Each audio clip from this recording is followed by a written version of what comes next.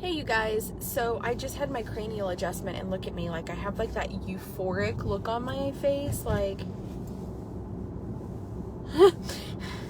that's what a cranial adjustment will do to you, just so we're all on the same page. Okay, so I have always been able to wear many hats. I've always been able to be a jack of all trade. Maybe I never mastered any, but I've always been able to really have clear, concise lines of how things work.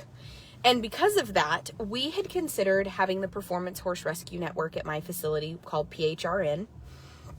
And through PHRN, people could donate larger sums of money and receive a tax-deductible write-off for their donation. It also allowed my facility to be eligible for grants.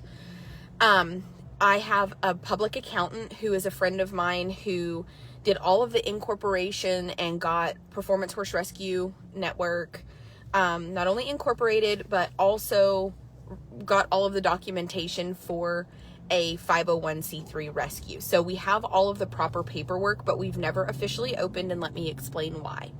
We never officially opened because I have a hate group. I have a group of women that actually looked up ways to sabotage and hurt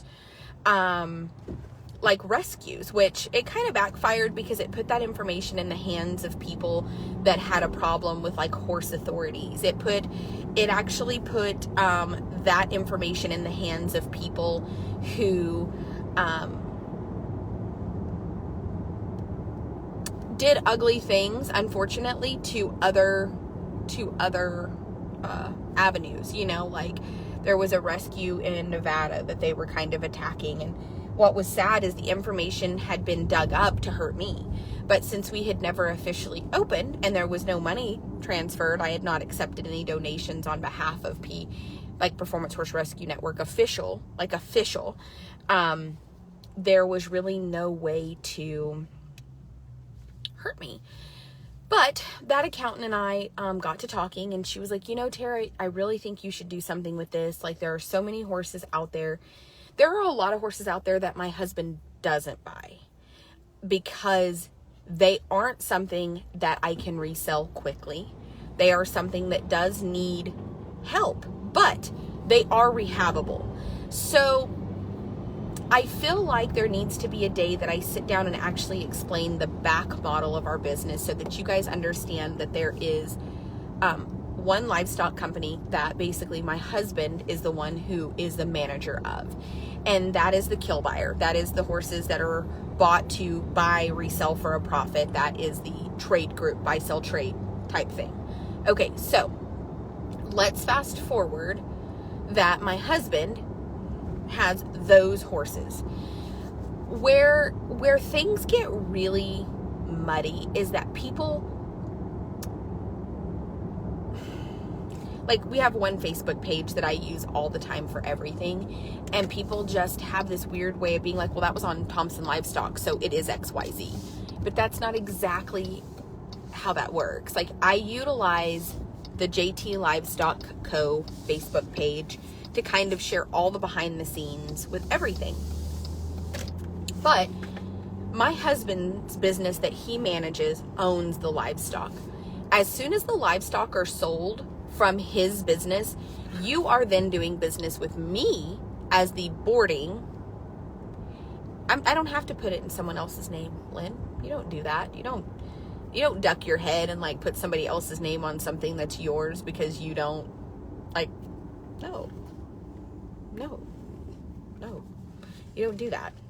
I would never in a million years ask somebody else to do something that I created because of a hate group or because somebody didn't like what I chose to do. So basically, you're purchasing the horses from one entity. Then you are boarding with a second entity, a second limited liability company. So if your horse gets hurt in quarantine or your horse has a problem in quarantine, at that point, your issue isn't with the person you purchased the horse from because that transaction was over. You now have to deal with a second entity, which is a second business, which I own and manage.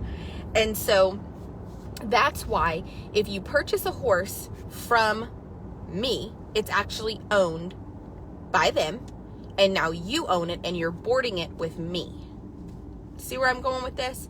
So if your horse got hurt, it's not the person you buy it from's issue. It is now a secondary issue, which means, and I've had people say you should probably have a Facebook just for Jacob's business and then have a quarantine website with a completely different website with the quarantine rules. And that is something we are going to do today to differentiate the steps for each individual person. The vet does not work for the killpen. The vet works on behalf of the quarantine. While he is there, however, if there are horses that are unsold, that belong to the killpen, he can also work on them. So that's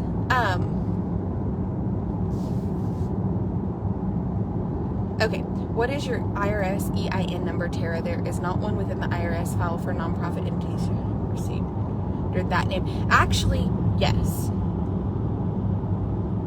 Yes, I do have, Lena, a 501c3 number, and the lady that is the public accountant did all of that. And if you'll give me just a second, I'm getting there.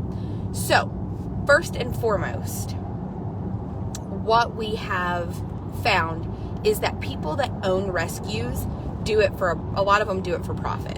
And it is a very egotistical, bitter, spiteful world. Meaning that like this Lena person, I haven't even finished my conversation and she's like, what is your EIN number? And I'm like, well, okay, like, give me just a second. We haven't got that far. So what the issue that we're having at this point is that several people have really encouraged to continue with the rescue. Not to go outdo other rescues or to hurt rescues or to do any of that, because I really don't care. Like, I'm really good about staying in my lane. But we can then at that point offer funding. We can offer funding for gilding. We can offer funding, and they have they have lots of different grants where we could help horses that need long-term rehab, that, you know, really don't need to be rehomed right away. So there's a lot of good that can come out of it, but the problem that we see is that people are so worried about where the money goes and what you're doing with it. And at this point, like, I don't need anybody's money. So I just need to sit down today with her and really discuss it. And rescue has to have a board, which we already have people that had kind of asked and volunteered. But the thing is to do something like this and to do it correctly and to do it very transparently. And we would like to do it in a way to where maybe we could help other rescues, like build relationship with like legitimate, good-hearted rescues, and to be able to, I have a really big platform. I don't know, I'm sure you guys have learned that. Like, I have a really big platform. And the thing is like, I kind of don't want to do the rescue, because, like, you have to understand that just in commercial revenue on Facebook, and this is through my for-profit business, this is money that I get to put back into my business of, like, the quarantine. So I can fix fence, I can do a million different things. You see what I'm saying? Like, through the money that I earn, that's not through the rescue, that's legitimately hard-earned money. And it's kind of like, I take a deep breath and I'm like, why would I divide myself any thinner? And why, like, all of that money is profit that I put in the pocket of my quarantine. Does that make sense? Like, so there is a need for true, legitimate, good rescues out there. The problem that I find is that a lot of them don't do the job necessary to build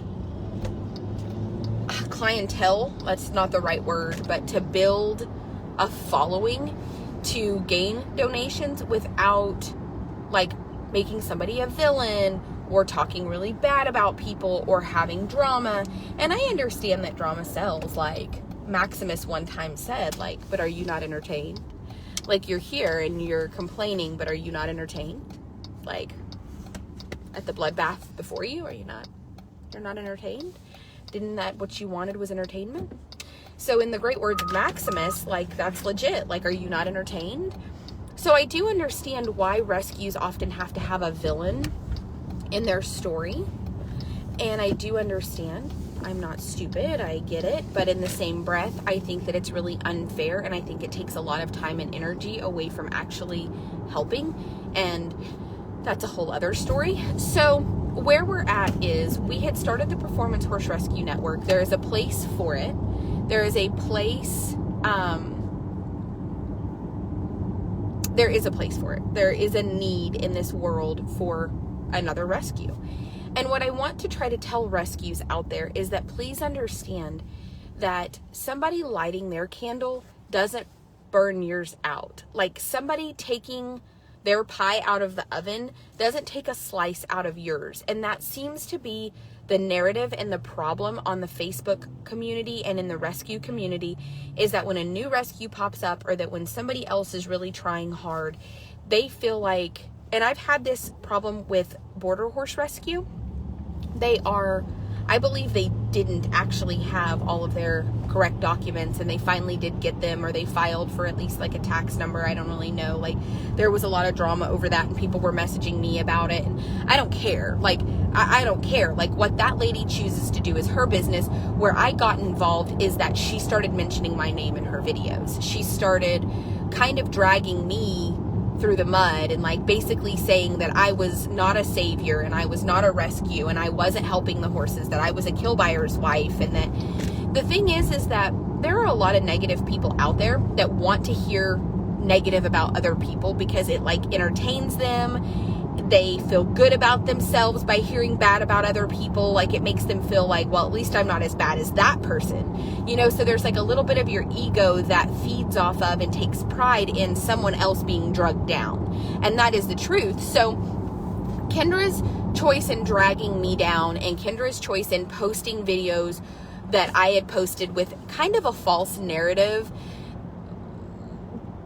she felt benefited her, because in her eyes, I was some form of competition to her, which I'm not. Like, we're just not the same. Like, we're really not. She buys horses from Bowie. She fundraises, and she has dozens of horses in paddocks, like wire paddocks. And they posted a video that people sent me because I don't ever go to her page, where she was like throwing hay out of the back of her truck out in a pasture for these horses. And like, I mean, her facility and my facility are nothing alike. Her facility and my facility are run completely different. What she does and what I do are similar. Like, she's purchasing horses and fundraising for horses to take them from Bowie, which is the O'Dwyers, and then they apparently go to her, and I don't know how she rehomes them. I've never asked questions because I don't care. Like, that's the part of it, is I don't care. And I know they fundraise for upkeep cost. And the reason that, and I made the mistake of being like, I'm not going to attack this person because she's doing the best she can. And then somebody said, the reason you're not attacking her is because you have no leg to stand on. There's nothing to attack about her. There's lots of things about the way they do things that I don't agree with. But it's not my place to drag her down. Like, if she wakes up every day and is putting forth effort to help those horses, that's her business. I don't agree with the way that she's doing it. I don't like the way she's doing it. I don't support her efforts, because I do support some rescues. I will tell you, I watch some rescues. I've had rescues that even talk bad about killpens, and I still think they're trying to do a really good job, and I totally support them. I watch a lot of the Skydog rescue stuff. They do like Mustangs, like true wild Mustangs that have been captured, and you know, they put like herd mates back together, and they have some mares that have babies, and like, I watch. I mean, I can see through the bullshit. Like, I mean, I do this every fucking day. And they have bought a group of branded Mustangs from like a killpen, and you know, and of course there's always like negative killpen talk. And somebody said, like, Tara, I noticed that you donated to one of their fundraisers. Like, how do you support somebody that talks bad about what you do? And I said, I don't take those things personal. Like, I really don't. I really, like, not all killpens are created equal, and I've never done business with them, and I think that they want to help those horses. And I'm not a big wild horse like follower. I think that unfortunately our world is growing to where there's less and less room for the wild horses, and we have a lot of environmental issues, why it's not sustainable for some of them in some areas.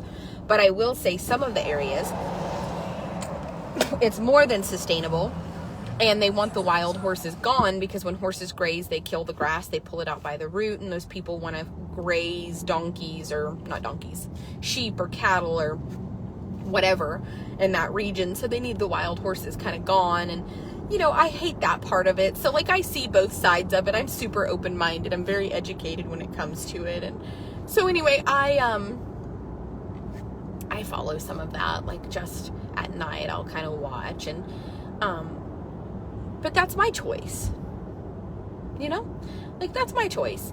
And just because somebody doesn't like me doesn't mean that they don't like a kill pen. They don't like that my husband ships horses for slaughter and things like that. That's okay. Like, I respect that. And as long as you don't like attack my character personally, like, I don't really have an attack on any of those rescues or people. Like, I'm not a malicious person out to get people. So anyway, the point about there needing to be more room for it, the thing is that a lot of rescues are full, and there's horses that need to go to rescues that can't. Does that make sense? So let's fast forward. They don't have room to take the horses, and that's their excuse. But then when a new rescue pops up, they then say there are too many rescues out there and there's not enough money to go around. So shame on you. Like, you should support rescues that are already open instead of starting a new one. Actually, Jerry, we did. Let me see real quick. Let me see if she brought cancel. I'm stopped at a stoplight. Sounds good. EIN.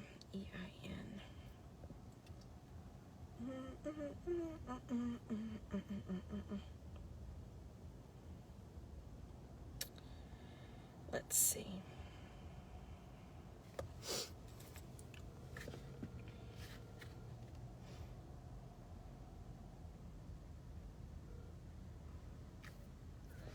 Hey, so I am in town. I'm pulling over. I'm going to grab something to eat this morning. Have you guys already eaten?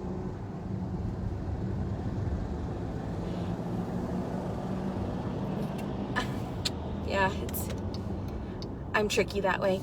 Okay, so here is my thing. So I keep getting messages from a lot of people that want to be a part of or to help with the rescue. And I know you said it's something you wanted to talk about today.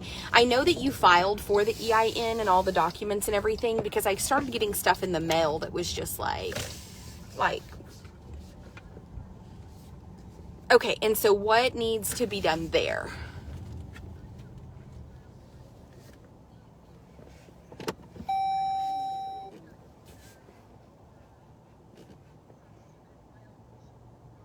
Okay. Yeah, I've been busy. Oh, there's always going to be drama. Yeah, that's never going to go away. Yeah. Okay.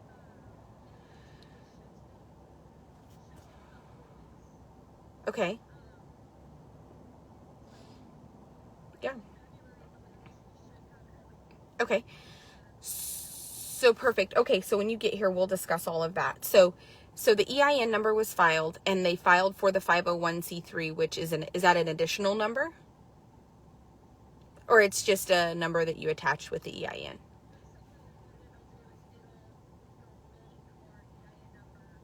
A 501c3 versus just being a regular incorporation. Perfect. Yep, it's a regular incorporation. Perfect. Okay. Makes sense. Okay. Here in Texas. Okay. It doesn't have a 501c3 rating on it yet, but you filed for that and then didn't follow through because I got COVID and there was just a lot. There was a lot going on. Okay. Makes perfect sense. Yep. No worries. Okay.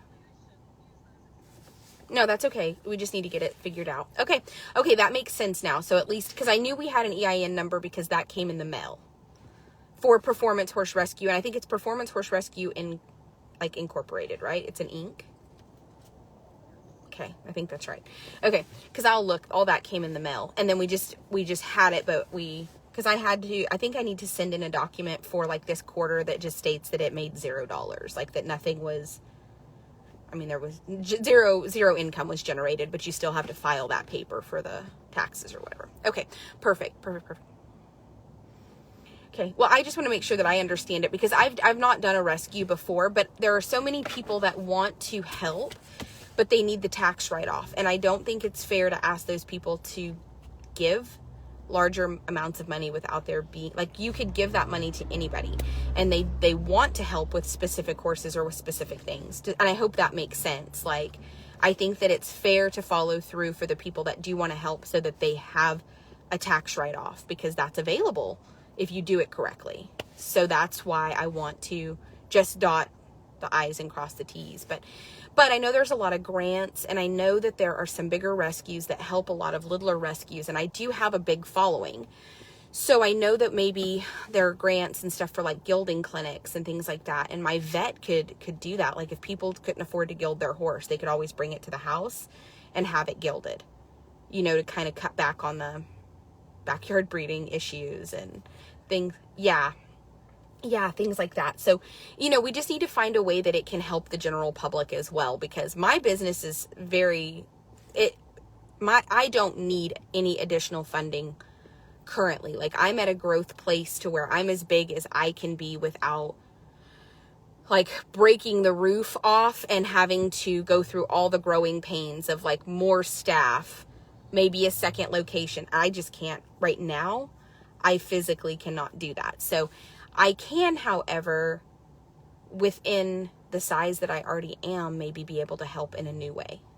You know, like horses like Chance, I would love to be able to rehabilitate them longer without having to like just kind of make them someone else's burden. You know what I mean? Like, that's a fantastic horse. And luckily he did find a lady that bought him, and she's, you know what I'm saying? Like, but he's not the only one. And like, there were 2 or 3 really skinny horses at the last sale. And down there in that part of the country, there are no rescues. It's mostly just kill buyers. I mean, they're cow sales. My husband didn't want to buy them because it's the wrong time of year. He was like, man, I don't want to buy skinny horses in the winter. You know, they're a lot of work. It's extra. And I felt bad, you know, like I felt bad that, and you know, like if he were to bring them, they would become my burden out of my pocket, and I couldn't afford all 3 of them. So that's where the help could be, to help horses like that. Because I asked Jacob where they went, and they just went to the Stanleys. So they still went to a kill buyer. They just went to them instead of us, because my husband knows with me, I'm going to want to rehabilitate them versus directly ship them, to where the Stanleys can just directly ship them, that nobody gives a shit, you know, like. And Jacob, you know, if it were him, you know, he would probably just directly ship them. But then you have me, you know, pissing and moaning and being sad. So that's kind of where we are on that. And that's a hard thing to explain to people, that I'm pro slaughter, but there's lots of horses that go to slaughter that could be rehabilitated. You just have to have the funds to do it. But I don't like, but what I don't want to do is, I do not want to buy lots of horses that just need to be euthanized. Like, that is one thing about the other rescue out there that I understand that some of those horses could not make them to slaughter, but I want to tell those people, like, you do know, if you didn't bid on it, the sell barn would call the people, they wouldn't come get it, and they would just shoot it.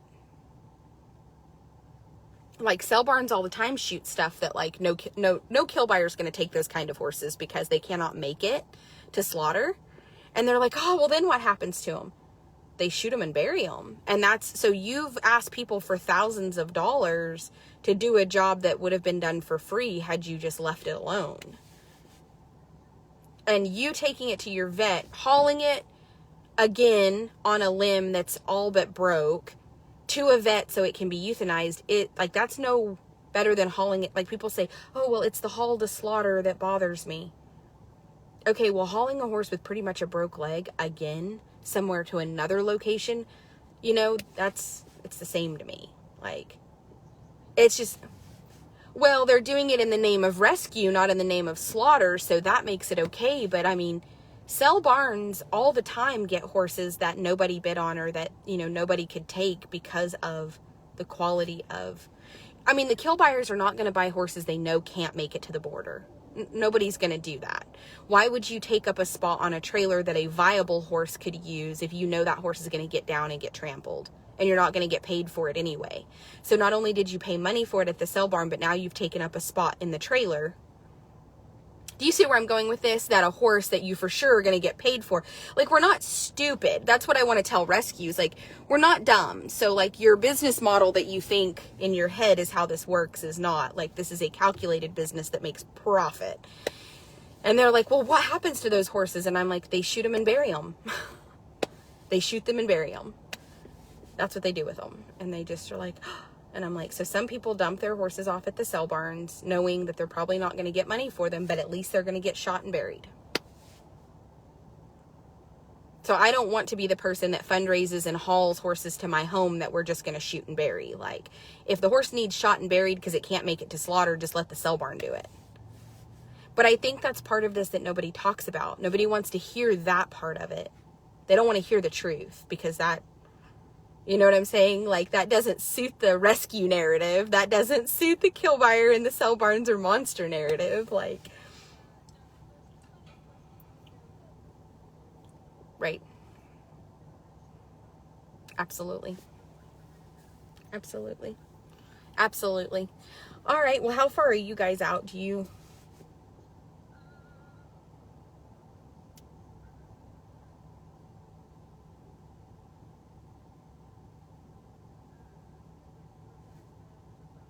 Oh, that's okay. Okay. All right. Well, I will see you guys then. All right. Yeah. Yep. I'm going to get done here in town and head that way. Okay. All right. All right. Bye-bye. So this is a little bit of what bothers me about all of... Hi, please let Jess know. Let me text Jess. Sorry, you guys, I also still have business. Oh, that's not what I'm trying to do at all. Okay, so those have been things that from the beginning that I understand that rescues say that they sometimes have mercy pulls. I watched High Caliber do it a lot. It was just a mercy pull. Icy Horse Authority Plus, I think is their name. Horse Humane Plus. I don't remember. Horse something plus. They do a lot of like mercy type pulls. And while I see the commendable like thought behind that, at the end of the day, the majority of those horses wouldn't make it to slaughter. So most kill buyers are not going to buy them. And the truth is if those rescues purchase them and haul them home and euthanize them and people want to pay for that, like, I am not going to argue that. I'm never going to be the person that says things like, oh, well, you know, you shouldn't ask people for money. Like, if people want to give you money for that, I'm going to let them. Like, if people want to give you money to take a horse home that's injured and euthanize it, that could not make it to the border for slaughter, like, by God, that's between you and them. Like, I'm going to let you ask for the money. I'm going to let people donate the money, and I'm going to stay out of it. Like, have you guys ever thought that? Like, that's what I think is so funny about what I do, is that people in America often feel like, yes, there is a star party, you guys. Please make sure you send stars. People in America feel like they need to,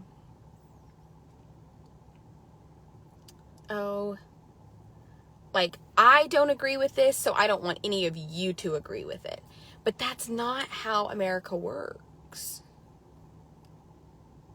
That's just not how America works. Like, if those people want to donate money to those rescues for those reasons, we're gonna let them do it. Like, let's not argue or fight with them. Like, let them give their money wherever they see fit. I just see a need from going to cells. I see a need from going to cells for more rescues. There are still horses out there that need a little bit more rehabilitation, or a little bit more training, or a little bit more whatever. And what my business model in my mind thought, okay, my husband volume buys livestock. They come to my facility. The ones that we can turn into traders and that we can resell and make a profit, great. And the ones that are good quality, viable horses, we can fundraise for, pay my husband for them, and then get Dylan to work with them and retrain them, and then support the upkeep cost on them until, basically, support the upkeep cost on them and fundraise for that up until they do find a home. I mean, I already do it. I just don't do it with a 501c. I mean, I do it for some horses. I could do it for more if we had additional funding. And the thing is there's a lot of people that reach out to me and need a tax write-off. Like, they're like, hey, I would be,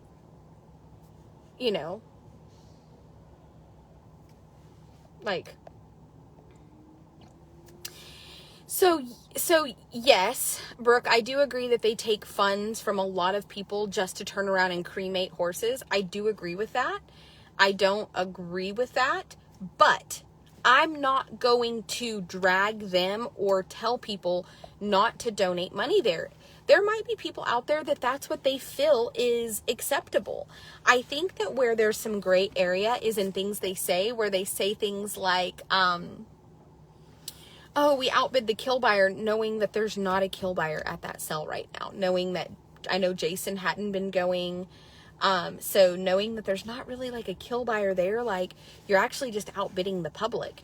Now, those horses a lot of the horses that they euthanize and cremate are horses that I wouldn't have tried to resell personally because they had serious issues.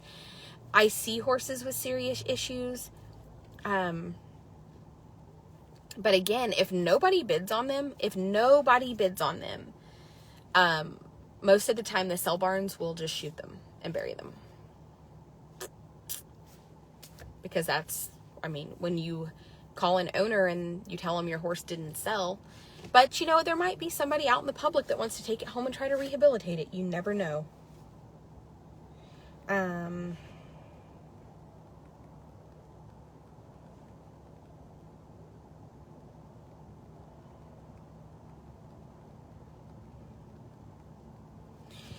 So as we fast forward, I feel like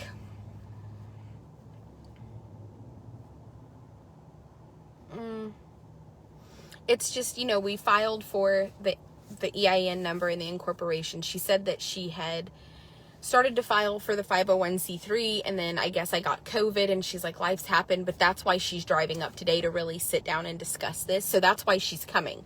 She's, I think you can donate $1 and it be a tax deduction. I was told it is over the automatic tax deduction each year.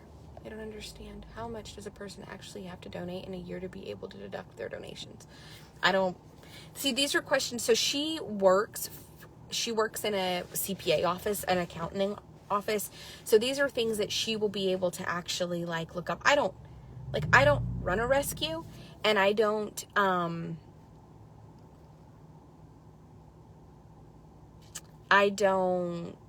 answer for the money of a rescue. So I'm not going to put her information out there right now, because I feel like until we kind of know what we're going to do, I just want her and I can sit down and have a talk about this. Over $600. How much does a person actually have to donate in a year to be able to deduct their donations? I was told it is over the automatic. Okay, let's Google that. Burn. How much money does a person have to donate to a 501c3 rescue in order to be able to write it off their taxes?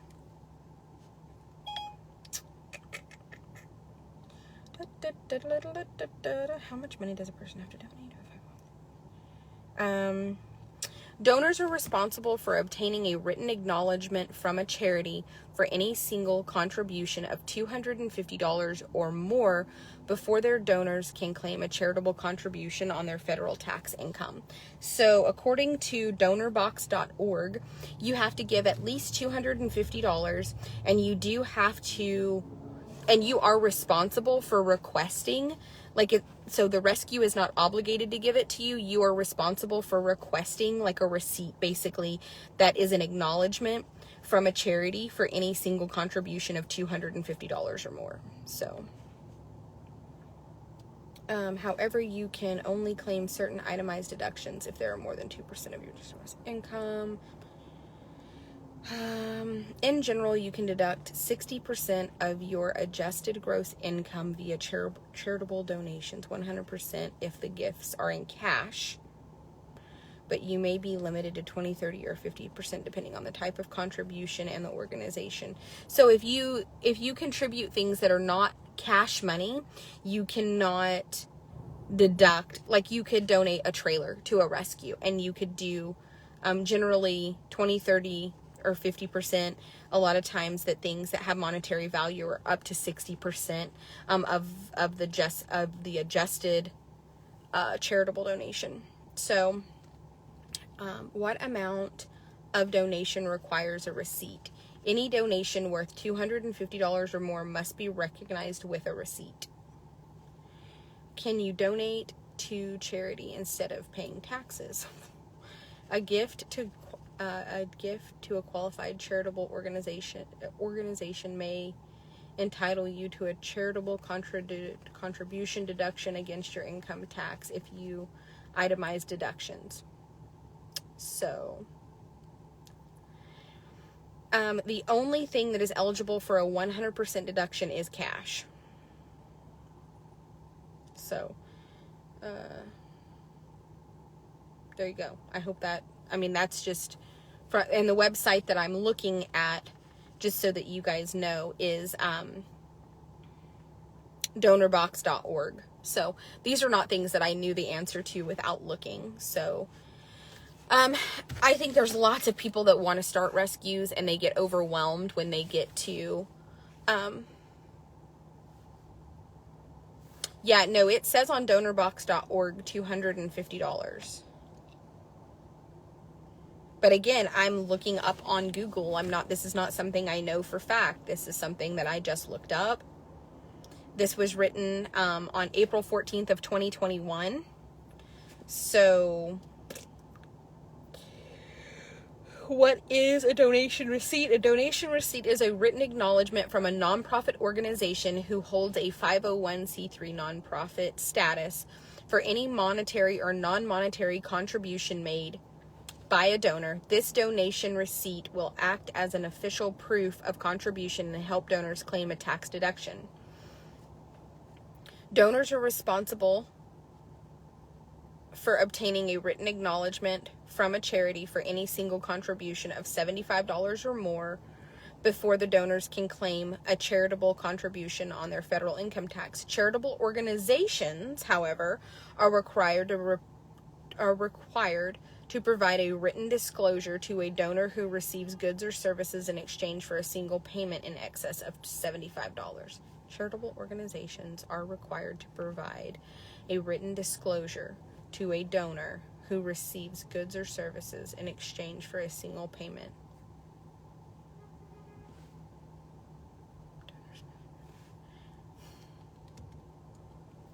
But what if, so I'm thinking that, so I'm just reading each rule. I guess if you adopt, I'm assuming if you adopt from a rescue and you give them money and it's more than $75, they have to give you a receipt for that as well.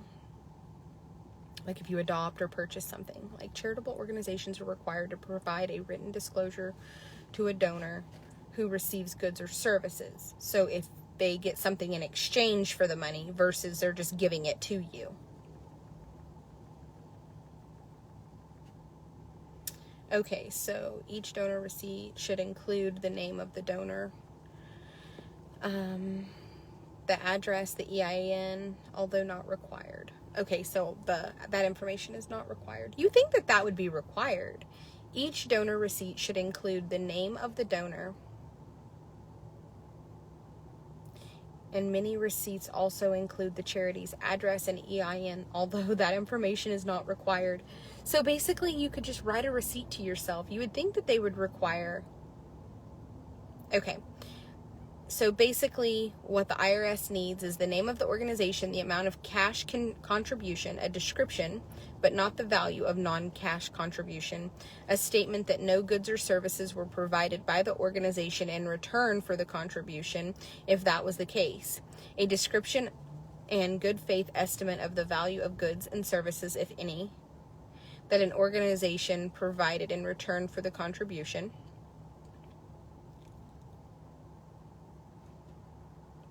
a statement that goods or services, if any, that an organization provided in return for the contribution consists of intangible religious benefits. I think that's for churches, not for me.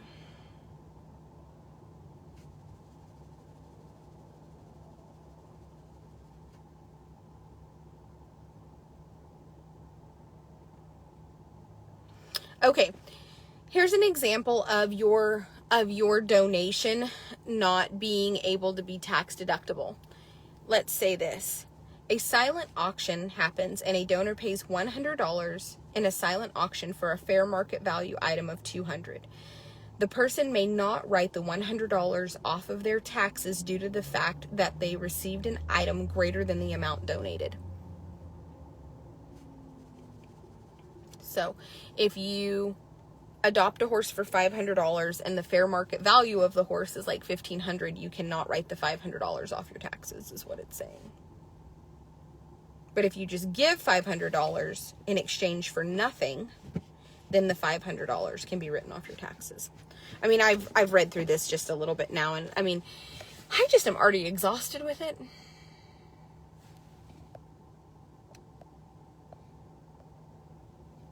No. Stars are something that Facebook does to help, not only kind of support my broadband width, but also to support my content. So you would have to just realize that you're gifting that money to Facebook, actually, not even to me. Basically, you buy the stars from Facebook, and then you can send them to whatever creator you want. So, and when Facebook pays me at the end of the month for all the stars that I receive, they take taxes out. So it's not a 501c3. So anyway, I personally am not going to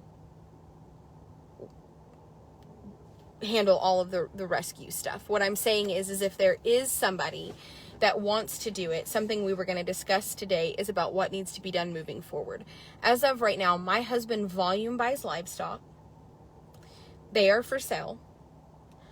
What doesn't sell, he either ships to slaughter, or it depends. It just depends. Like, if a horse is a really nice trading horse, we catalog a lot of horses. Like, somebody said the other day that they saw one of our horses at a sale, and they were like, shame on them. They pull at people's heartstrings and tell them they're going to kill these horses, and here it is at a sale. And I'm like, oh, I went and had a cranial adjustment. I'm just very, it's just nice and euphoric. I've just got a very great feeling. And I'm like, first of all,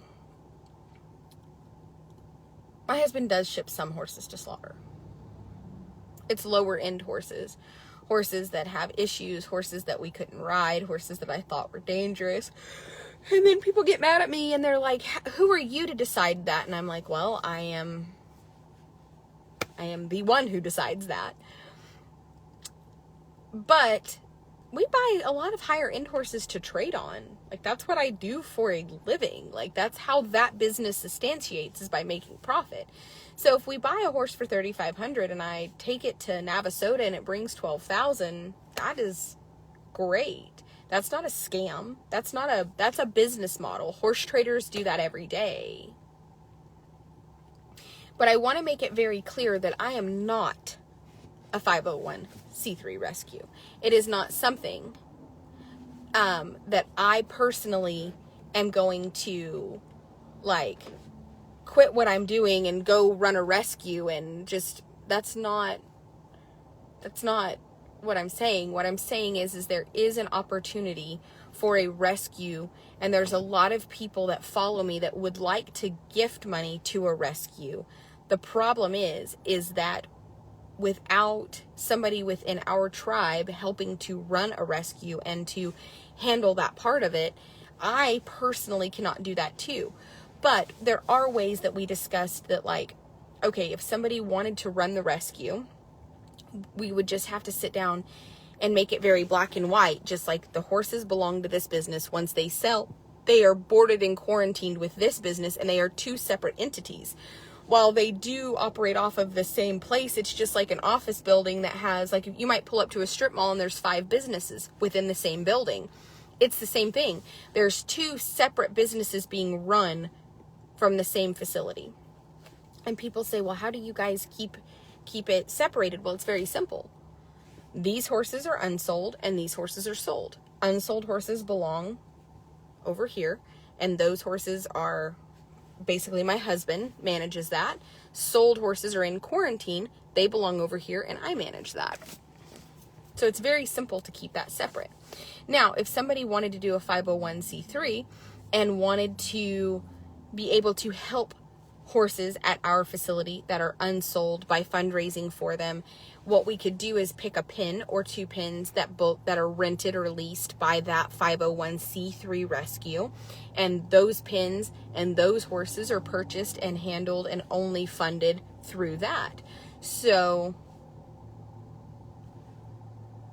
that's how you do that. That's how you keep everything very clear and concise and separate. Like, the rescue would be responsible for the feed for X amount of horses. And what you do is you figure out how much are those horses eating, and then you deduct money from that rescue to pay the feed for just those specific horses. And that feed gets fed to those horses and that alfalfa or whatever they choose to eat. So it's not hard when you run things correctly to keep different businesses. It's like whenever you go into a salon and all of those women are their own entity within the same salon. Do you guys see what I'm saying? Like, you can run multiple businesses under one roof. You can run multiple entities under one place. You just have to all keep it separate. And for some people that seems mind-blowing, but it's doable. I do it right now. I mean, I keep my business and Jacob's business separate from one another without any issue. And that's the thing that I think a lot of people don't understand, is that when you buy the horses, that is one business. Once the horse is sold, that's a secondary business. So, what a lot of people don't know is that Brandon is employed by my husband. Jess and Elizabeth are employed by me. Like, how crazy is that? That, like, all of that's going on, and I don't know. I mean, that's just the way that the business model is. And like I said, Brandon is employed by my husband. Jess and Elizabeth are employed by the quarantine. So, is that not, I mean, I hope that a lot of that makes sense, like, so that you guys understand, like, the business model is that the unsold horses come in belonging to one business. The unsold horses are then sold and they move to the quarantine side of things, which is a completely different business. Well, that's the way it has to work. It's not all one business. It's not all owned by the same person. Like, the bank accounts aren't even the same. My husband and the operating capital that buy the livestock are over here. The quarantine bank account and me are over here. And again, Brandon works for my husband. Elizabeth and Jess work for me. So if, you know, at the end of every week or whatever, if there are horses that are unsold, they don't belong to me. They belong to that business, and it is a killpen business that volume buys livestock. Now, you know, it's one of those things to where if a horse is worth $5,000 and he gets hurt, we can make the decision that he's probably going to bring enough profit at that point that we can, that vet bill, and that's where I come in. Okay, that vet bill needs to come out of Jacob's pocket because this is a trader not a killer. But if you have a $750 horse that was really just bought for slaughter, and it, you know, we can't ride it because its teeth are really bad, that is something that I wish that we could, you know what, here's what we'll do, Jacob. We'll just have this Performance Horse Rescue Network fundraise for this horse and buy it from you. And then we'll fundraise and have the teeth floated. And then now that that horse has had its teeth floated, we can also pay Dylan to come out 2 days a week for 3 weeks and work with this horse. And at the end of those 3 weeks, then that horse can be offered for adoption, because at that point it belongs to the rescue, not to me, not to Jacob. And the rescue will have a bill, clearly, for board. You know, that's another thing. The rescue just boards. And that's how my business can be paid back for allowing it to happen at my facility. So there's a way to keep everything very black and white. Like, the horse costs this much, you fundraise for it. Its teeth float, you know, $100 a week for training to Dylan. And then at the, you know, at the end of each week, you know, we can like discount board on the rescue horses. They'll owe me $75 for board. That can be fundraised for. But that would go into my pocket for profit. That's where people start to lose their mind. They're like, oh, well, you're just profiting off of it. No, well, the $75 is upkeep on the horse. So calm down there, Karen. So you just have to remember that it takes a very sharp business mind to run a business. What it will allow is for people who do want to donate $1,000 or $1,500 because they want to, sorry, my ears need popped. Anyway, because they want to write that off their taxes, and they can help a horse, which means they can spend that money to bail a horse that then Dylan can train or whatever. And then, like I said, those horses can be offered. And it can be like, it could be such a very transparent thing, because like a lot of rescues, the people want to draw a salary, and there's nobody in our world trying to draw a salary off of this. And I hope that makes sense too, that this is the one place where if you look at 99.9% of rescues, if you then look, you will find that somebody's drawing a salary off of it, meaning that they are paid to do that. I don't want a salary from it. I actually want nothing from it, other than just the upkeep cost of the horses. So however many horses the rescue has basically fundraised for and at that point has obtained.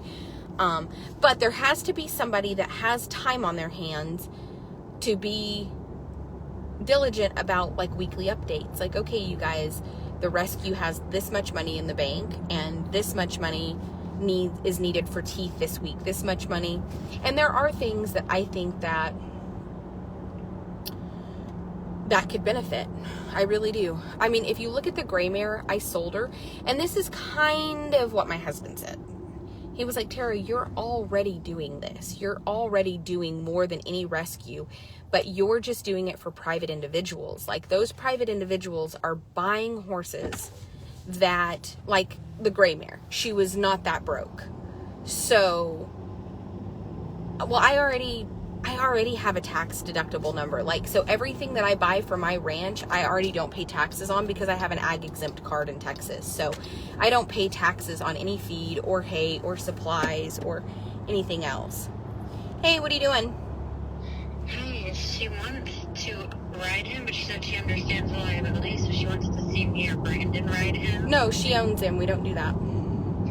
Yeah, I know, and I was like, we have a pretty busy day. Like, I have waters on right now. Back. Yeah, that's just she owns the horse, and she's never seen us do that for anybody else. That is overstepping her bounds. That's not what we do. That is now her horse. So yeah. When people pull up, the horse should be caught. Is the horse caught? Yes. Put her halter on her horse and put him in the trailer. But let me make sure. I need to pull over. Give me just a minute. Hold on one second. Okay. I believe so, but I'll look. Let me look, because my phone is on headset, which it's just in my car. I'm live too, so like I'm live on top of all of this. So just give me just a second to get off the road so that I can actually look on my phone. Okay. I'm like, meow, vroom, vroom. Like, that's how I feel sometimes. I'm like, I am hungry. That's what I am. But the lady that's coming, that's going to be there in an hour, I need to be there when she gets there because she wants to talk about the rescue aspect of things, and I half-ass sometimes wish that, like, it would be the perfect thing for you to do, but I also know that you are busy. You're busy actually taking care of the horses. Bear keeps turning my safety belt thing on. Okay, hang on. Yeah, so when she gets here, if you're here and Brandon's here, will I be able to go home so I can start getting my barn ready and everything? Yes, what are you getting your barn ready for? Just the winter. When Maybe it's like the winter. If it snows and stuff, because my doors, like, the dirt's blown up and around them, and so I can't close any of the doors on my barn or anything. Yeah, is Brandon doing any better today? I mean, he's out putting out hay right now. Good. Okay. I've been just filling waters at the back. So he's moving then? Yeah. He's not feeling good, but he's here. Yeah. Yeah, Elizabeth called him about her brother coming. Yeah, and so he was like, yeah, it'll be good to have someone who's like, Um, shocked every day is stalled. That'll be like really Monday. I think this is the second invoice on him. I know that when I invoiced her, it included her board. So as long as her invoice is paid, I think she's paid up. But yeah, no, I mean, just, okay. I'm not getting that started. I'm not. Yeah. Yeah, she's paid both. Yeah. Awesome. Yeah, Okay. she paid one on the 29th and one on the 3rd. Okay. So, yes, ma'am, she is fully paid, and you can just tell her that that's just not something that we're going to get started. If I have to do it for her, I have to do it for everyone. And, but I mean, that's not something we've ever offered, and that's not something that, I mean, it would be different, Jess, if she was like, well, I saw you do it. No, like, we don't do that. So the answer is just nope. Nope, Yeah, not today, not ever. Not today. Yes, well, there's a lot to do. Okay. All right, love you, bye. Thank you. Love you. Bye. Okay. So, anyway, that's how my day goes. Like, can you do something for me that you've never done for any of your customers before? No. Well, can I ride my horse at your place? No. Okay, well, if I can't ride it, will you ride it? Also no. Also no. Sorry, I had to actually, like, be on my phone, and I will not drive and do that. I'm not going to. I'm not gonna. So, anyway, that's one thing I can tell you guys is I see people talk about sometimes about me being live, and I'm like, but when I'm live on my phone, I don't have to touch it. I don't even have to look at it. Like, I can drive, and it's in a place to where you guys kind of see my face, so I think you feel like you're in my face, but you're really not. And my car has hands-free technology. But as far as, like, I see people sometimes that'll be on live, and they will, like, have their phone and, like, not pull over, and I'm like, ugh, that makes me cringe. So, like, I get it. I guess I get that some people cringe that I drive in my car with the phone on. Like, I get that, too. I just know for me, I don't have issues. I personally don't have issues with, like, staying off my phone when I drive. I just don't have that problem. Alright, so our biggest thing right now that what I'm trying to say is we have room for a 501c3 rescue to be able to help horses. It would expand what we're doing in a way that could benefit the horses, but I know that there's a lot of drama. Dylan rides sold horses. He rides horses for my customers. So I've told people from the very beginning, if you have purchased a horse from me and you want to have it ridden, Dylan is who you contact, and he has access to my property to be able to come and do whatever he wants. We don't even oversee it. Like, he just shows up and, like, his truck is there and he has free range to my facility. this is also how the rumors of the abuse and neglect can be trumped, because it's easy in the beginning to think, okay, like maybe she's paying somebody off to not say anything about the stuff going on there.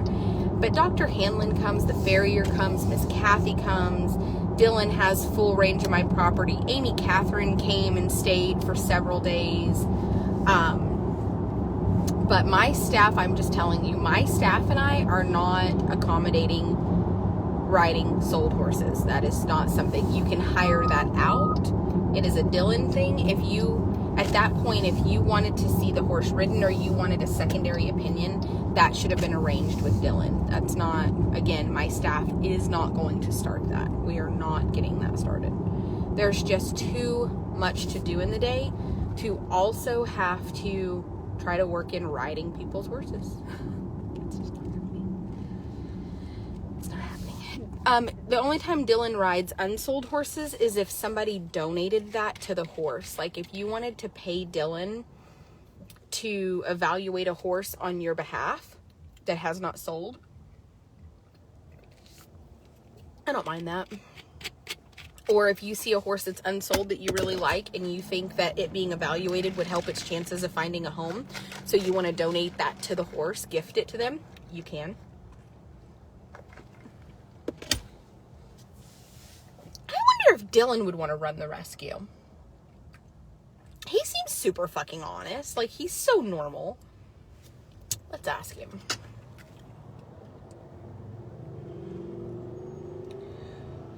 He's probably gonna be like, no, but fuck no. No, but that's the problem, is nobody that's actually like super trustworthy. Hey, what are you doing? Riding a horse. What are you doing? Well, it's not at my house. I know. That makes me sad. Why are you not at my house? Where are you? At my house. Hey, do you want to run a rescue? Do I what? Want to run a rescue? Possibly. Fuck yes. I like this. Where are you? Can you be here in an hour? Serious? Yeah, like I'm not kidding. I'm like, I really need you to like get off the horse, untack it, and come on. My public accountants, okay, so my public accountant, like, basically, a CPA has a CPA assistant, and she is super, super, super handy with like books and stuff.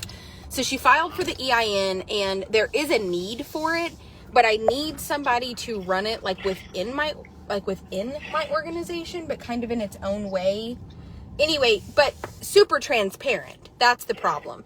And somebody could probably draw a little bit of a salary. We just need to sit down and figure that out. I don't want any money from it, because fuck that. I'm not getting blamed for any more shit. There's not no way. I am a for-profit business and you are paying me. And that's all there is to it. But there's a lot of ability for people like, so like if we have the rescue and people are already paying you to ride unsold horses because they're just gifting that to those horses, if they paid for enough of those in a year, they could actually just consider that like a write-off. It would go to the rescue, but not to you, but they would get a write-off so they could pay for more of them, and then you could draw a salary from the rescue. But I don't know how that part of it works, so that's why you have to talk to her. Like, I do not want you to do this for free, because it, like, you ride the horses because you need money. You know what I mean? Like, you're working and you deserve to be paid for that.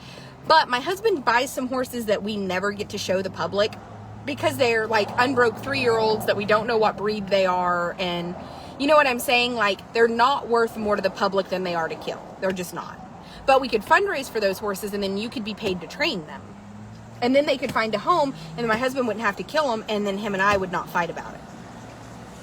Gotcha. That's my benefit. I mean, we could help more horses. Think people would be like crazy because they're always crazy. They're gonna be crazy either way, Dylan. People are crazy regardless. If you wake up and you do anything but lay in the bed and draw welfare, they're crazy. Hi, I need a large fry with a honey mustard, and I just need one chicken fajita taco, please. What'd you say? I'm sorry. some chicken nuggets. You at McDonald's? I'm at Whataburger. I'm not at McDonald's. Do I look like the kind of girl that eats McDonald's? That's it. Thank you, ma'am. Well, I'll take some chicken strips then. Well, okay, I will go back around and get you chicken strips, no problem. I bet they'll let me order them. Are you really coming? Because I'll get you chicken strips. No, I can't come right now. Okay, well, I'm going to give her your number. Because here's the thing about it. People are going to be crazy no matter what you do. Yeah. They're already crazy and all you do is haul. Oh, yeah, no, for sure. Yeah. Yeah, I just didn't know, like, because if they're paying me to train the horse. What you would have to do is have them... a way to make that a scam or some shit, too. See, that's the problem. This is why nobody wants to actually have a rescue and do it legitimately, because you're worried. The thing about it is, and this is what I tell everybody, they can accuse me of being a scam every day of their life. Proving it is a whole other story. Like, they can accuse me of all kinds of shit. But accusing somebody of something and then proving it is very different, because if you're not doing something wrong, there's never going to be any proof. And that's all I'm worried about. Like, people say, how do you lay your head down at night? Great. Because when I lay my fucking head down at night, I know I've done nothing wrong. Yeah. So what you have to do is figure out from her how, like, if you run the rescue or you're hired as the trainer, when people pay for unsold horses or, like, unadopted horses or whatever to be ridden, that would just go towards, you know, like they could get a tax write-off for paying for that, and then you draw a salary, probably a percentage of, like, the monthly, I don't know. I have to figure out how it works, because I've never run a rescue. Again, not interested in it. Entirely too argumentative to deal with people that, you know, are ugly and accusatory. So, 9:35 now? yes, ma'am. So anyway, but I am very serious. Well, if people could fundraise for, like, Holland, too, for those... Absolutely. Absolutely. For the rescue or whatever. Yeah, there's a lot of ways. I mean, that's the thing about it. There's a lot of ways for it to work to benefit the horses. I mean, that's the thing about it. Hang on one second. I'm sorry. Hello. Hey, do we have Boone's papers out here? Yes. What's his name? Heavens, Boone, Weaver's, Boone, Heaven. Okay, are those the ones that were in the tack room in the other barn? Yes, and then they got moved, and now they're in the drawer. Okay. Okay, but yes, they are there. Thank All right, you. goodbye. Okay, can you hear me? Yeah. Okay. So anyway, all right. So that's something that I'll just give her your number, and then as she does, it would be like the end of February, because she has to refile for the 501c3 portion. We already have the EIN, but like, I just don't, and it's really not that I don't, or that I couldn't. I could actually do it and kill it. You know what I mean? Like, I have a big following, and I don't mind sharing that. I just, you know, like, my husband makes a lot of fucking sales, and there's a lot of horses out there that need help that we just cannot do. Like, I just can't. Why don't you run it and I'll just help you? Because I already run a for-profit business that's bigger than what I would like to run anyway. And I don't, like, the biggest thing about it is I don't, yeah, I mean, yes. Even if I ran it, yes, you're going to have to help me. That's already a given. If I'm running it, you're helping me. That's not, I wouldn't ask. I would tell you that. I'm just saying it's a lot. And I don't want to take on something that I really don't know that I could dedicate the time. Like, if I dedicated every day to that, it would be huge, and it would be, you know, astronomical. And I mean, I could really do a lot, but I just don't want to. I don't want to do that. Yeah. I like trading horses for a profit and being able to just do it my way. If you don't mind pulling Yeah. all the way up where he's at. Sorry. Okay. So anyway, but there is a need for it. That's the thing. And then people have asked me, why even bother get it started? And it's because I see horses all the time that I can't help. And it's hard on me because I do want to help them. But like that gray mare that you've been riding, honestly, like with some continuous work, she would be fantastic. I mean, she sold... Oh, yeah, she's so freaking smart. She's so smart. And so that's what Jacob said to me the other day. He's like, you are doing it, Tara. He was like, you took an barely broke grade mare that somebody was sending to slaughter, and now she has a home and that lady loves her. And he was like, the only difference between what you do and what a rescue does is they slap the label adoption and you sold it. And I said, yes, but there are horses like her every day. Like, if we had a rescue to where people could donate that can't afford to take the horse, we could help more of them and train them to the position that people that are looking for a horse could take them. Yeah. And I hope that makes sense. Like, it's not every day you find a customer that will take in a young grade mare that's not broke. Right. That's not an everyday deal. Especially not with the prices they're bringing to the slaughter right now. You know, people forget that horses are worth something again. Yeah. What do they bring right now? 82 cents. Yeah. I mean that's fleshy horses. That's not dinks. On the bone, like killers on the bone are bringing like 59, and that's for like carcass weight, like for stuff that doesn't have, you know, body score 2 type shit. Yeah. So, because there's grade A horses and grade B, and then there's weight. So like, you can have a draft horse and he's going to weigh over 1,000 pounds on the bone, but there's no meat there and he's still a grade B horse. So that's a different type of killer than a fat, fleshy 1,000-pound horse. So grade A fat horses are bringing 82. So you could actually make more money on a... Oh, fuck yeah. There's lots of horses that I sell people. Here, a large fry and a honey mustard and chocolate. Okay, Thank yes, you. ma'am. Have a good day. Yeah. Oh, yeah. There's lots of horses that I sell to people that would bring more to kill than what I get for them. And then having, like that $750 bitch that she's fucking complaining about. I'm like, I could have killed that mare for more than you paid me for her, and you're calling me a scammer. Like, people like that make me be like, Jacob, come pick them all up. But then I really can't do it. I mean, I can talk a big fucking mean-ass game, but I don't mean it. I just get fucking frustrated. But anyway. All right. I'll have her call you. So. Okay, Captain Rescue. All right, bye. Bye. Fucking funny, huh?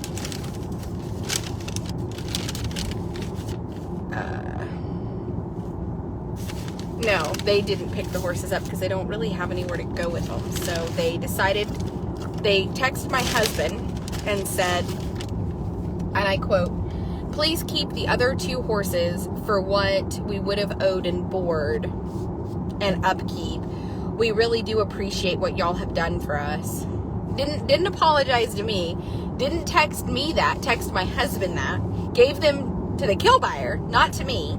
Told him that he could have them. And he just told him that we were going to stop payment on the check and he was going to wire them the $8,500. And then they send him wiring instructions to their bank, and it's a 3-part wiring instruction. It's not a bank-to-bank wire, which is a bitch, because that's a 2 or 3 day process, and you have to be there to sign for that in person. You can't just get on, like on our online banking, we can just get online and then like initiate a wire transfer when it's bank to bank, but their bank has 3 separate, like some banks have 2 to 3 different banks for wiring. And when that's the case, you can't do it from our app. So Jacob had to be there in person to do it, because in the app to do it not in person, it's just, you just put in their information and it's like a auto draft. But the way their wiring instructions work, you have to do a 3-part transfer. So, of course, it's like a whole ordeal. But anyway, Jacob got that done. And anyway, it's just a bitch. Dylan is fantastic. I told y'all, it's my homie. But he understands now. Like, he's been around me enough that he understands that my grumpy exterior is just a direct reflection of just the stress and the shit that I go through every day. Every day. Every day. And now he kind of gets it. Like, how many of you guys are married to a really good man, but he can be a real asshole because he's stressed out, and you know in the bottom of your heart he loves you and he's like a really great guy, but he's like just stressed out all the time, so he's kind of an asshole? That's me.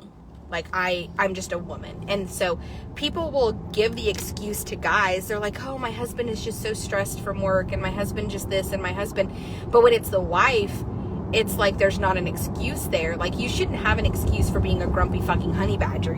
All of a sudden you're a bitch. Like, she's such a bitch. I'm really not a bitch. I'm fucking stressed out and I'm tired and I have a lot going on. And I also have the weight of the world on my shoulders, knowing that if I can't find these horses homes, or if I can't find them a better situation, like, they do go to slaughter. They do go to slaughter. So sometimes I'm a grouchy old bitch and I'll snap at you. True story. True story. But at the end of the day, it's just everything inside of me kind of boiling over. Bear said, my mom is really fantastic, but the sun is out. The seat heater needs to come off. Bear, what are you doing over there? Tuddling. He said, him's tuddling. Him's just tuddling good. I got you something. He loves fries. He loves fries. I don't know if y'all knew that about Bear, but I got myself a chicken taco. Bear, him's got some fries and some honey mustard. Does anybody else have a dog that loves honey mustard? Just my little Rottweiler. Huh, Bear? Tell him, just my little Rottweiler. I love you, Bear. I have such a good dog. If all dogs were as good as Bear, I would have 90 of them. I would live. I am a fucking psycho.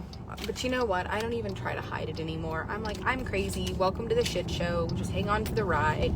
Some days it's great. Some days it's a lot. Other days it's a lot of fun.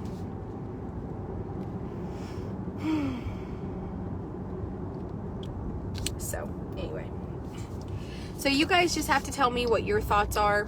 I mean, the rescue part of it would probably have its own Facebook page that would be separate from this one. I mean, we could incorporate it into my Facebook page. That's not a problem. But with that being said, the thing about the rescue is it just has to be self-sustainable to stay open. Like, I can't afford to fund a rescue. But I don't need the rescue to fund me in any way. And I think that that's the one thing that could kind of be a blessing, I guess, in a way, is that a lot of the people that are involved are people that don't necessarily need to be funded. I think a lot of rescues have people inside the organization that need salaries, that need to be funded, that need... That's my thought process. For sure. Is that there are people within side rescues that need. Does that make sense? So when we originally started it, it was Performance Horse Rescue Network Incorporated, and it's a 501c3 idea. Right now it's just an EIN, it's just a regular incorporation, but its idea was to make it a 501c3 so that, like, thoroughbred racehorses that come in, the original thought behind it was we receive some thoroughbreds that need rehabilitation, like Riker. He's okay, he's got a stifle I'm not crazy about, but I don't have the heart to kill that horse. I mean, I'm just telling y'all right now that my husband is about at wit's end because he hasn't sold, and he said something the other day about he would just take him back with him, and I don't have the heart to kill that horse. He's made $104,000. He's a good horse. He comes right to you, meets you at the gate. He's just a very solid horse to go ride around. He's gentle. I don't personally have the heart to load him on the truck for slaughter. Now, there are horses that I hate to see to go to slaughter, and there are horses that I can't stomach to see them go to slaughter. And that's just... Hello, this is Tara. Oh, hi, Tara. This is Becca with Cloud Campaign. How are you today? I'm good. I'm going to have to give you a call back. Oh, no worries at all. Feel free to call back whenever. All right, thank you so much. Have a good one. Bye-bye. Cloud Campaign is like a... I don't know, they found my business somehow, and they've called like a couple of times trying to explain how my business can utilize their services, but I have yet to have time to really actually sit down and listen to them because I am always busy. So, no, I am a little crazy. That's fine. I don't care. That's like not, that's one thing that's like not an insult to me. But yeah, like Riker. I mean, that's a horse that Performance Horse Rescue Network could actually bail. We could fundraise through the rescue, pay Jacob for that horse, fundraise for his upkeep. He could live at the house. Dylan could come and work with him 2 days a week until he, you know, that's a horse that, like, I cannot afford to feed that horse long term. He can't live at my house forever. But my husband knows that if he were to ship him to slaughter, it's going to cause pretty big blow up between us. So horses like that are what originally, I was like, you know what, if we had a rescue that could, like, just rent a pin from me. And some of these horses that are like, I mean, that horse has made $100,000 on the track. He gave everything to humans only to be abandoned at a sell barn, and they walked away from him, dumped him without his papers, tried to smear his tattoo. You know, that's not a horse that needs to go to slaughter. That's a horse that needs to be worked with and retrained. And it helps when you have somebody like Dylan who can come and ride them. You know, that's somebody like Dylan can come and ride him a couple of days a week and get him to where he's, you know, ready to be rehomed. I honestly don't know why he hasn't resold. I think thoroughbreds are tough. Like, if he was flashy or a mare, or, you know, there's things that if he had, and a lot of the thoroughbred rescues hate me. I've had them say things to me that are like, your dad trains racehorses. How could you turn your back on the horses like you have? And I'm like, I never turned my back on the horses. Ever. In fact, I dedicated my life to saving them. Like, I dedicated my life to saving horses. Like, I gave up everything. I gave up my career. I gave up my lifestyle. I gave up everything to every single day of my life evaluate sell barn horses and to save everything that we possibly could save from going to slaughter. Like, I have dedicated my life to this. But that doesn't suit their narrative that I'm a bad guy and that I should be shamed. That doesn't suit their narrative.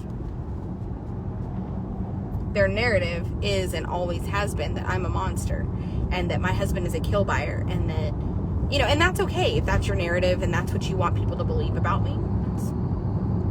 We live in America. It's freedom of speech. But there are some horses that can't live at my house for the rest of their life. I would let them if I was made of money. But if we had a rescue effort, now that I know that you can't even write it off your taxes unless it's $250 or over, it makes me wonder too if I should not just continue with the way that I am and just be more vocal about horses like Riker. Like, we really need to fundraise for him and fundraise for his upkeep and let Dylan ride him. But the truth is that to responsibly do it the way it needs to be done, it's thousands of dollars. Like, it's thousands of dollars. Like, to upkeep cost for 60 days would be $600. And so that's 60 days, $600. And then to purchase him, I mean, even if we just gave Jacob back what he paid for the horse, it's still almost $2,000. Now you would say, okay, but if the horse is only worth 82 cents to kill and your husband gave almost $2,000, why would he ship him to slaughter? Well, at the end of the day, when you take a loss on a horse, it offsets your taxes. So there have been horses that we have bought that we got home and they were not what people said they were, or they bucked, or they were really crippled, or, you know, they cost $2,000, but when I got them home, I didn't even feel comfortable charging somebody $2,000 for them. They were that bad. So horses like that, my husband had to ship, and they brought however much, and what you do is you just write the loss off your taxes.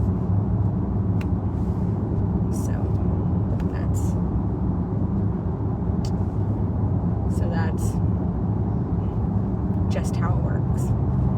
Now, with all of that being said, there has to be a board for a rescue. I mean, there's a lot that goes into a rescue. It's not just a one-person show. That's the next thing. There's just not. So anyway, it's just a discussion at this point. It's a discussion. You know, I feel like that we had Kendra kind of fundraising, and people really had a lot of drama surrounding that because there was money involved, and that aggravates me. But horses like Riker, I mean, if we were to fundraise for him, fundraise for his upkeep, Dylan would charge $50 twice a week, so another $100 a week. So if he was at my house for 60 days, that's 8 weeks. And in those 8 weeks, it would be $800 for training.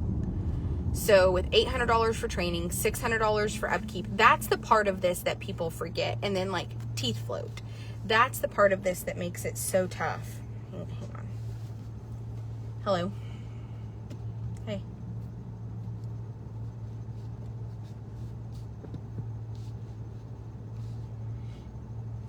Okay, so when they brought that horse back, they gave his papers to Brandon. Okay. But here's the deal. You remember seeing them, so they're there somewhere. I don't have them. Brandon is who they gave those registration papers to. When Roger brought that horse back, whenever he picked him up, that night, he gave the papers to Brandon. And Brandon said, like, oh, hey, they're in my room, but I'll bring them out. And then he set them in the barn. And you saw them, I've seen them. So you need to ask Brandon where he put them. Goodbye. Drive me nuts. Drive me absolutely nuts.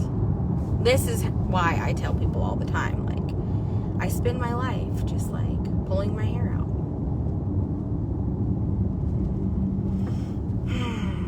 And then I'm like, am I even crazy for even considering expanding in one more way? Hello. Okay, goodbye. She manages to know when I get to a red light. Like, Tara's at a red light. I'm calling. I normally won't even answer at a red light, but all right, you guys. So that's how my life is. This is a look inside of my day, so you can kind of see. Like, I had a cranial adjustment today, which kind of put me behind, but. So basically, if we gave, let's just say $2,000 for the horse, just to be safe. We did $800 for the training. That's $2,800. $600 for the board. We're at $3,400. That's with training, board, the cost of the horse. Then if we floated his teeth, did x-rays of the stifles and knee, that's another $300. So now we're at. And then if we went ahead and injected the knee or had to inject the stifles, that's another $300. So $4,000. We're looking at $4,000 for 60 days to rehabilitate that horse to the fullest extent. And so my point is he worth $4,000 at the end of 60 days? Probably. But, hello. Where were they?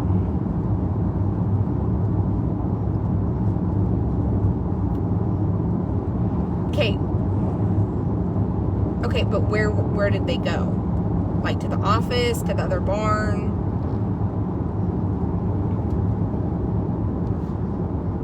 Will you go look for them? Jess said she can't find them because they didn't make it into my hand, so we need to figure out where they made it to.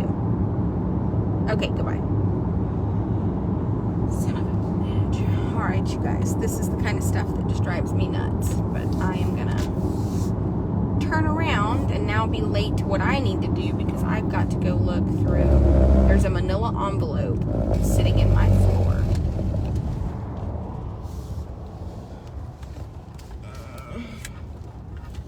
And thank God I'm only about 4 miles from my house.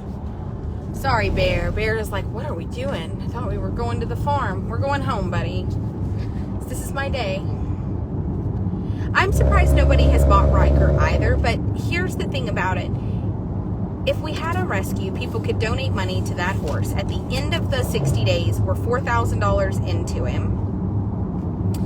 The only part of that would have gone into my pocket is the upkeep cost, like the board, not the and then Dylan would make the training, Jacob gets paid for the horse, and then the vet gets paid for the vet work, the farrier gets paid for the farrier work. So at the end of 60 days, the only difference between a rescue and what I'm currently doing is when that horse was adopted out at the end of 60 days, instead of the money going back into any of our pockets, it would go back into the rescue, which would mean that we would have some funds on hand already. And I think that's the thing that where I think I could run it and help run it and make it make sense, is because I have that for-profit mindset. So like that $4,000 would go back into it, where I see a lot of people that at the end of 60 days, they like adopt the horse out for $500. And I don't think that that's necessary. I think you can actually still adopt them out at a reasonable rate. Like even if you just did $2,500 and whoever gets him doesn't have to pay all of the initial expense, that's fine too. I mean, that's the thing about rescues, is a lot of times they do have more money in the horses than what they adopt them out for. But that's just with horses. I mean, you really can't expect to get the upkeep cost back. I have to in my for-profit business. I have to figure out a way to get the initial cost of everything. And what I don't like about the thoroughbred rescues right now is I think a lot of the rescues, not the rescues, the fundraisers, is I don't think they pay really close attention to who they give them. Like they fundraise for them and get them out of the kill pens, and I don't think there's a lot of attention paid in most cases to where the horses go. I don't like that.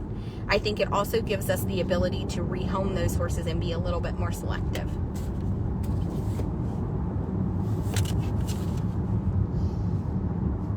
So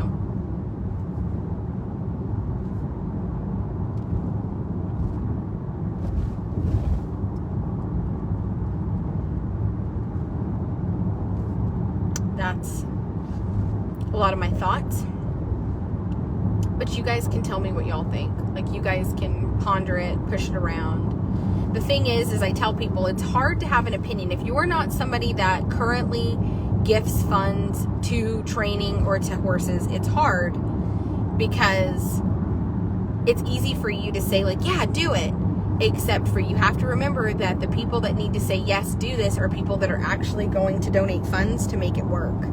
So that's hard too, because a lot of people don't want to say that. They don't want to be like, hey, no offense, but like your opinion isn't the opinion I'm looking for, because you're not going to fund it. You're not going to help. Like you can watch me all day long. And that's another thing.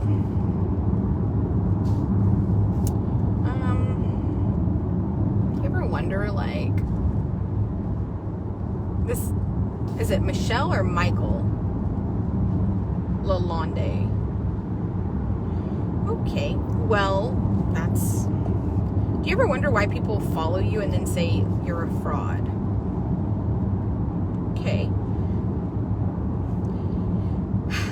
2022 for me so far. It's just been drama, and I'm like, you know what, somebody calling me a fraud doesn't really hurt my feelings. Like at the end of the day, like what substantiating evidence do you have to that? Like if that's your opinion, like you are welcome to have that opinion. Like there are people I think horrible things about too, but the next person might not think that about them. But calling somebody a fraud, generally that's like a criminal term, meaning that they are doing something criminally and criminal activity to like defraud the public, and like you don't have any substantiating evidence to actually back up that claim. Like that's just your opinion, and that's fine.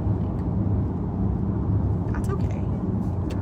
I'm pretty unaffected by people's like negative opinions about me, because I also know in my mind this guy must be like, or this girl must be like one of the most small-minded people in the world if you think what I'm doing is fraud. Either one, you don't know the definition of it, or two, you have like the smallest mind in the entire world. Like, are you so small-minded that like somebody that's doing something outside of the box is fraud to you? Yeah, like, I mean, if you think that I have any fraudulent behavior, like, and don't say like buying horses at a sell barn and selling them to people for profit, that's not fraud. Well, selling people a horse and it getting hurt and that's not fraud. Selling somebody a horse and it died, that's not fraud. Not fraud. Telling people you save horses and you're a for-profit business, that's not fraud. Like, again, like, if that's your opinion of me, prove it. Where's your evidence? What can you actually say that is like factual evidence that I have ever frauded anyone that's not somebody's opinion?